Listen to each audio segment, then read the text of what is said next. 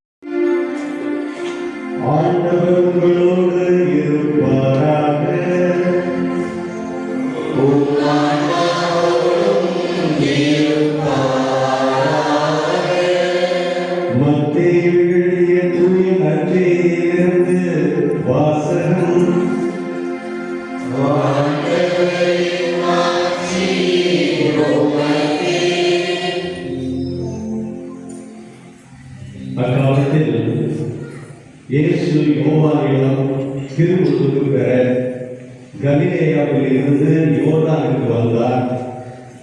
யோவான், நான் தான் உம்மிடம் திருமுழுக்கு பெற வேண்டியவன், நீரா என்னிடம் வருகிறேன் என்று கூறி தடுத்தார். இயேசு,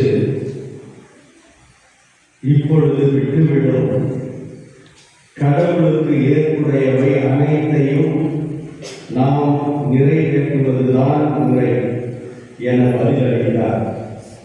அதற்கு யோவானும் இணங்கினார். இயேசு திருமுழுக்கு பெற்றவுடனே தண்ணீரை விட்டு வெளியேறினார். உடனே வானம் திறந்ததையும் கடவுளின் ஆவி புறா இறங்குவது போல தம்மீது வருவதையும் அவர் கண்டார். பறக்கும் புறா போல் பரிசுத்த ஆவி இறங்கி வருவதை இயேசு கண்டார். ஓங்கும் வாயிலே ஒரு ஒலி கேட்டது, இவரே நமது இனிய குமாரர், இவரிடம் நானே என்னையே காண்கிறேன். பொங்கும் மகிழ்வில் பூரிப்படைந்தேன் என்னும் மொழியை இயேசுவும் கேட்டார். அருளவர் முகம் மலர்ந்ததப்போது அன்புக்குரியவர்களே, இயேசு எதற்காக திருமுழுக்கு பெற வேண்டும் என்ற கேள்வி நாம் ஒவ்வொருவரின் மனதில் எழுவது இயல்புதான். மக்கள் தங்கள் பாவங்களை அறிக்கையிட்டு யோர்தான் ஆற்றில் யோவானிடம் திருமுழுக்கு பெற்று வந்தார்கள். இயேசு பாவமே அறியாத கடவுளின் திருமகன். அப்படிப்பட்டவர் பாவங்களிலிருந்து மனமாற்றம் பெற்ற தன் அடையாளமாக திருமுழுக்கு யோவானால் கொடுக்கப்பட்ட திருமுழுக்கை ஏன் பெற வேண்டும்? பொதுவாக யூத வரலாற்றிலே திருமுழுக்கு என்பது யூதர்களுக்கு கொடுக்கப்படவில்லை. மாறாக வேற்று மதத்தில் இருந்து யூத மதத்தை கழுவுகிறவர்களுக்கு தான் கொடுக்கப்பட்டது. காரணம், யூதர்கள் தங்களுடைய மக்களிடம் கருதியதால் தங்களை பாவிகள் என்று ஒரு பொழுதும் கருதியதில்லை.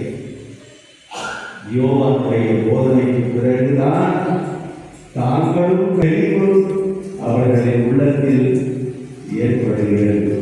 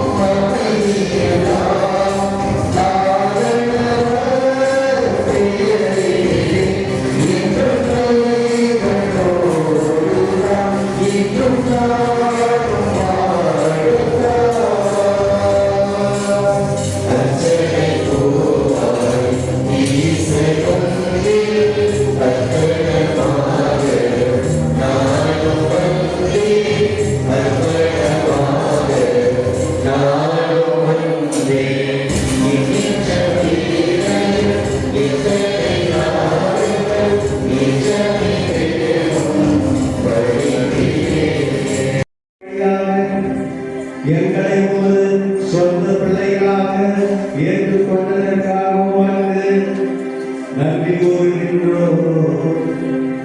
நாங்கள் சமர்ப்பித்த இக்கருத்துக்களை கனிவுடன் ஏற்றலும் நாங்கள் எமது திருமுழுக்கு வாக்குறுதிகளை நிலைத்திருந்து உமது அன்பின் சாட்சிகளாக திகழ துணை புரியும். நன்றி செலுத்துவது மெய்யாகவே தகுதியும் நீதியும் ஆகும். எங்கள் கடமையும் மீட்புக்குரிய செயலுமாகும். வியந்தகுமறை நிகழ்வுகளால் யோர்தான் ஆற்றில் புதிய முழுக்கினை நீர் குடித்து காட்டினீர். அதனால் இருந்து வந்த குடல் வழியாக உம்முடைய வார்த்தை மனிதரிடையே குடிகொண்டிருப்பதை நாங்கள் நம்புகிறேன். நன்றி செலுத்தி அதை விட்டு தன் சீடர்களுக்கு அழைத்து கூறியதாகும், அனைவரும் இதிலிருந்து பெற்று உண்ணுங்கள். ஏனெனில் இது உங்களுக்காக கையளிக்கப்படும் என் உடல்.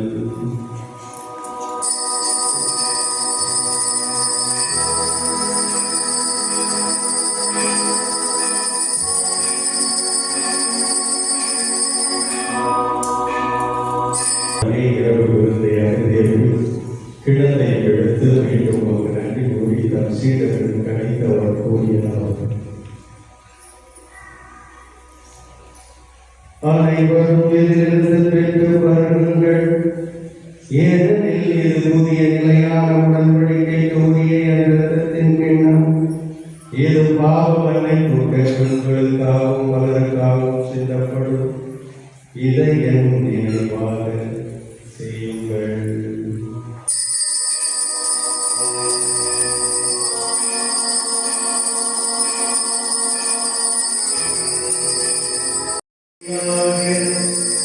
இவரோடு இவரை எல்லாம்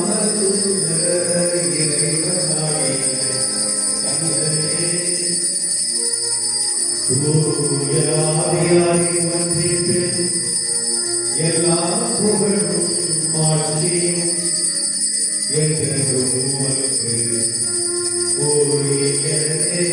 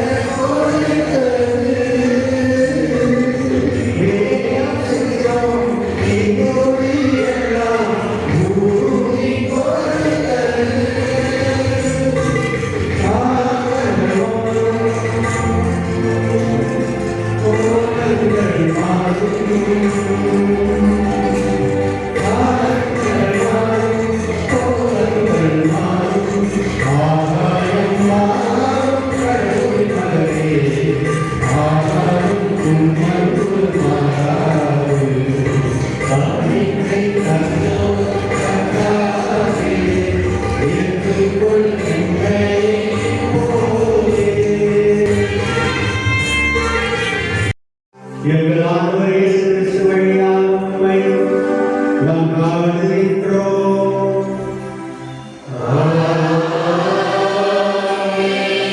ஆண்டவர் உங்களோடு இருப்பாராக.